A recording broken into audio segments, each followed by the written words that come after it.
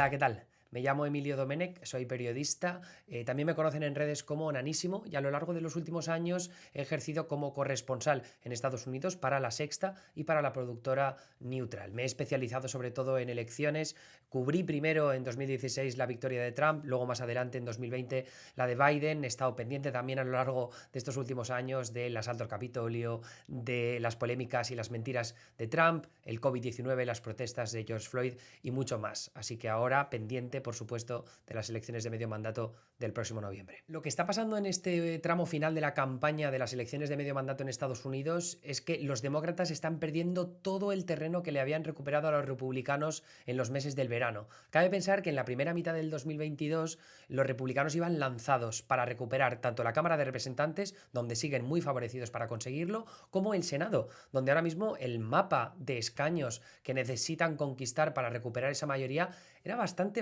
difícil. Y de hecho, conforme el aborto tomó una posición prioritaria en las mentes del electorado estadounidense, parecía que los demócratas no solo iban a mantener la mayoría que tienen en estos momentos, sino que incluso la podrían ampliar. Y eso se debe a que el Senado, no todos los escaños se presentan a la reelección, sino que solo es un tercio, ¿no? Son 33 senadores y los republicanos en este caso defendían escaño en algunos lugares un poco complicados, ¿no? Carolina del Norte, Florida, Ohio, Wisconsin. Es verdad que estados como Florida o Ohio, incluso Carolina del Norte, son más republicanos que la media, pero por ejemplo la apertura de Wisconsin de alguna forma permitía que y de Pensilvania también, perdón, permitía que los demócratas pudieran soñar. Lo que pasa es que conforme la economía ha tomado un mayor protagonismo y estamos en un momento, una situación de incertidumbre económica máxima con motivo de la inflación, ese posible abocarse a una nueva recesión económica, el hecho de que los votantes estén priorizando la inmigración y el crimen por encima del control de armas o del aborto, ¿no? Que fue uno de los temas prominentes en el verano, parece que todo está ayudando a empujar a los republicanos para esa posible victoria rotunda en el mes de noviembre, que sería un problema para la segunda parte del mandato de Biden. No solo bloquearían y ejercerían un obstruccionismo legislativo bastante fuerte en todo lo que refiere a los proyectos de ley que puedan sacar adelante o que intenten sacar adelante desde la Casa Blanca, sino que especialmente en el Senado puede ser un impedimento para la confirmación de jueces para las Cortes Federales. En la era Trump, aliado con los republicanos del Senado, pudo confirmar a una cantidad ingente de jueces conservadores para las Cortes Federales, lo cual luego le ha permitido tener decisiones favorables, sentencias favorables en esas Cortes. Y eso incluye al Tribunal Supremo, donde recordemos que Trump fue capaz de confirmar a 3 jueces conservadores para esa Corte. En el caso de Biden, hasta ahora solo ha conseguido una confirmación, ¿no? A través del Senado de mayoría demócrata, que es Ketanji Brown Jackson, la actual jueza del Tribunal Supremo de la minoría progresista de 3 jueces. Así que no solo tiene que ver con las confirmaciones de jueces federales, luego también para las secretarías, ¿no? Todo lo que tiene que ver con el gobierno federal también puede ser un motivo de obstrucción republicana, así que muy malas noticias serían para Biden tener ese tipo de bloqueo en las cámaras federales, sobre todo de cara a las elecciones presidenciales de 2024. En lo que refiere a las investigaciones sobre el papel de Trump en el asalto al Capitolio,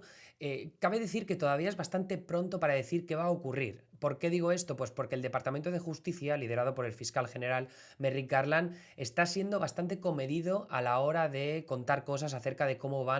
es el proceso de esas investigaciones. Lo que sí que está claro es que tienen muchos recursos invertidos en esa investigación, no necesariamente porque estén centrándose en Trump, que sin duda va a jugar un papel esencial en esa investigación, sino porque hay muchas personas implicadas, ¿no? O sea, no nos tenemos que remontar solo a la misma jornada de las elecciones y los meses posteriores con ese asalto al Capitolio que vimos al final, sino que aparte tenemos que irnos a mucho más atrás porque las mentiras acerca del voto por correo, por ejemplo, se remontan al inicio de la campaña presidencial de 2020. Así que en este caso, como digo, es bastante pronto para decir, pero luego también tenemos que poner el ojo en estados como Georgia, donde la Fiscalía de la ciudad de Atlanta, en un distrito del condado de Fulton, está investigando también el papel de Trump y algunos de sus aliados más radicales con esa intentona de revertir los resultados de las elecciones en un estado más concreto, ¿no? En este caso Arizona, no, perdón, Georgia. Así que a lo largo de estos próximos meses quizá veremos avances en ese sentido, pero también me cuesta bastante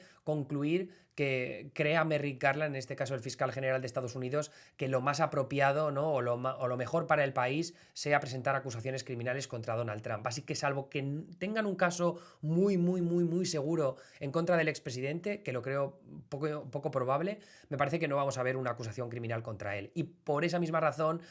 creo también que todo este contexto de las investigaciones que se han lanzado contra la figura del expresidente van a servir como munición para su potencial candidatura a la presidencia en 2024. Me costaría bastante también creer que no se va a presentar de nuevo. De hecho, dependiendo de la victoria de la candidata a la gubernatura de Arizona, Kari Lake, me parece que ella podría ser una figura indispensable y esencial para entender esta nueva parte del trumpismo y quizá incluso su candidata a la vicepresidencia en el año 2024 contra Biden o contra algún otro candidato.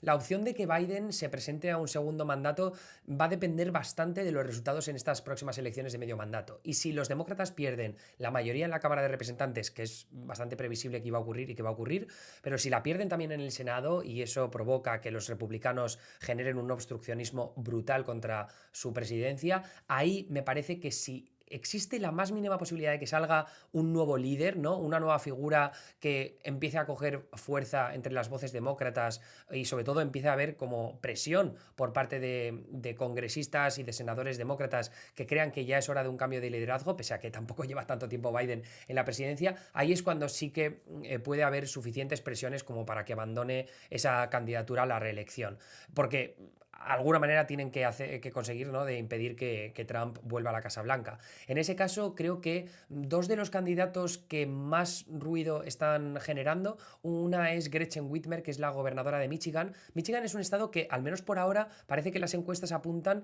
que lo van a tener bastante fácil los demócratas para ganar a todos los niveles de ese gobierno. Entonces, teniendo en cuenta que todo está mucho más apretado en Arizona, en Pensilvania o en Georgia, que en Michigan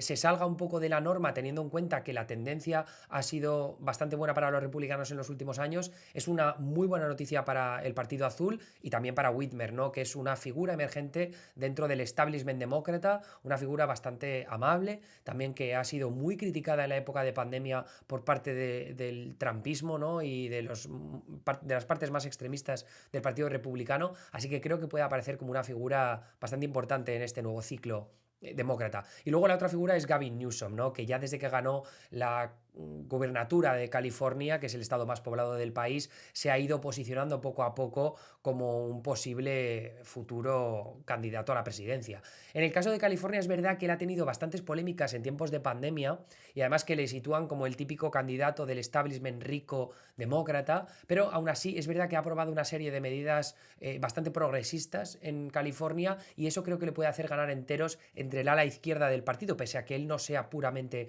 alguien muy progresista. Así que yo diría que también tiene posibilidades. Y luego la otra figura que quizá me dejaría de lado es, por supuesto, Kamala Harris. Me parece que no tiene opciones de ganar unas primarias, al menos esa es mi consideración subjetiva. Y luego está Pete Buttigieg, ¿no? El jovencísimo secretario de Transporte que está precisamente ahí porque lo hizo muy bien en las primarias demócratas de las presidenciales de 2020 y siempre sigue sonando como un posible, va a ser un candidato presidencial para toda la vida si no termina ganando en alguna ocasión las primarias demócratas. Además es un tío que habla muy bien. Creo que la prensa, en este caso, o los medios de comunicación son más fan de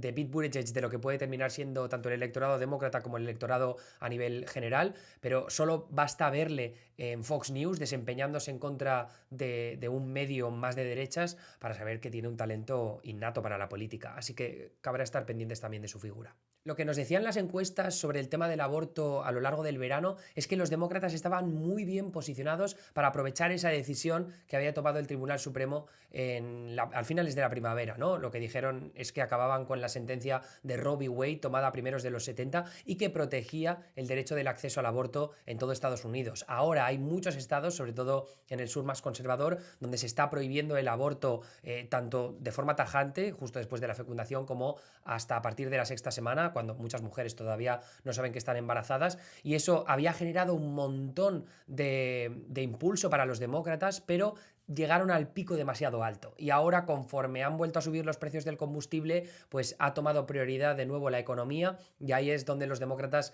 no se desempeñan tan bien, así que el aborto va a quedar en un segundo plano bastante destacado en estas elecciones de medio mandato conforme los votantes se interesan más por lo que les pasa en el bolsillo.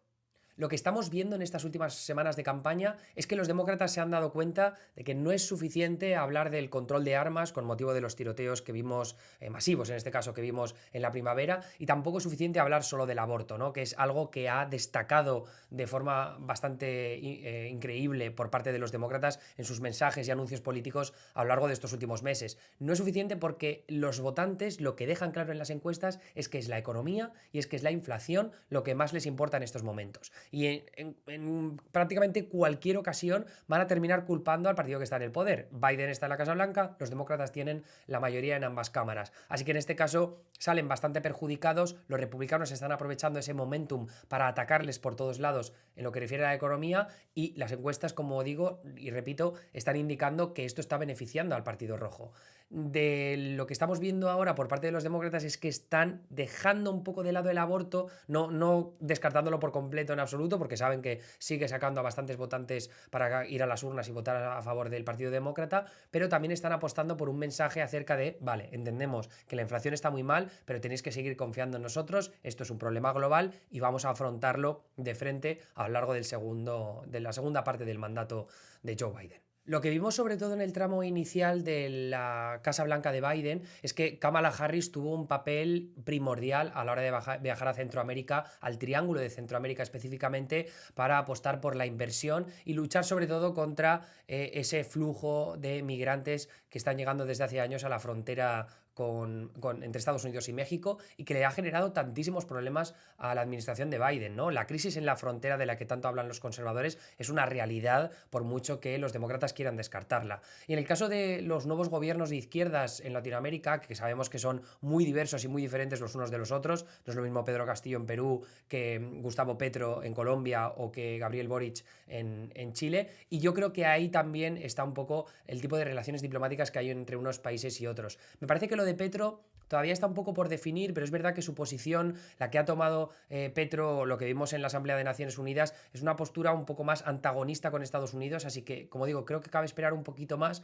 para ver cómo la administración de Biden lidia con esas posibles discrepancias, pero yo creo que sí que hay una cercanía muy buena, muy positiva entre el gobierno de Boric y el gobierno de Biden, ¿no? Porque parece que Boric ha dejado bastante claro que no es en este caso, un presidente muy a la izquierda, ¿no? Y que se va a convertir en un gobierno hermético con respecto al resto del mundo, y me parece que ese aspecto un poco más liberal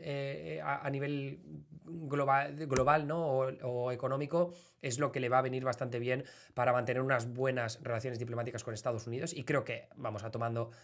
esa senda muy inteligentemente en los últimos meses. En lo que refiere a la guerra de Ucrania, lo que hemos visto es que Estados Unidos, al principio, ¿no?, abanderando esta opción de ayudar a Ucrania contra la agresión rusa, es que se ha conseguido una unidad muy fuerte por parte de los aliados tradicionales occidentales. No sé si Estados Unidos esperaba que la Unión Europea se convirtiera en un ente con tanta fuerza con respecto a Rusia, ¿no? Que encontrara esa voz propia que parecía que Europa había perdido en el plano geopolítico en los últimos años, y que ya no es Estados Unidos la voz cantante, ¿no? Sino que la Unión Europea, y esto es algo que quiere Macron, aunque no sabemos que lo haya conseguido todavía, pero se ha establecido como ese eje incluso unitario que veremos cómo termina afectando al orden global en el futuro.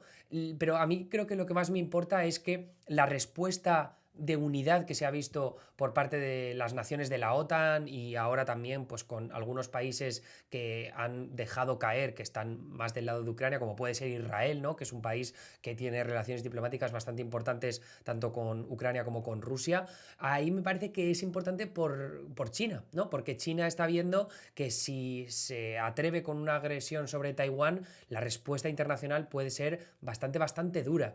Lo que hemos visto con el Congreso Comunista de estas últimas semanas, pues no parece que Xi Jinping esté dispuesto a quitar el pie del acelerador en lo que refiere a materia de seguridad nacional, ¿no? Y a la fortaleza militar que está exhibiendo en los últimos años. Pero aún así, me parece que de verdad esa unidad que se ha mostrado a nivel internacional puede ser muy bueno para impedir que Xi Jinping tome decisiones precipitadas en lo que refiere a Taiwán o cualquier otro tipo de agresión. Y eso es lo que va a mantener un poco más estable el plano geopolítico global, pese a las distintas agresiones que sí que está lanzando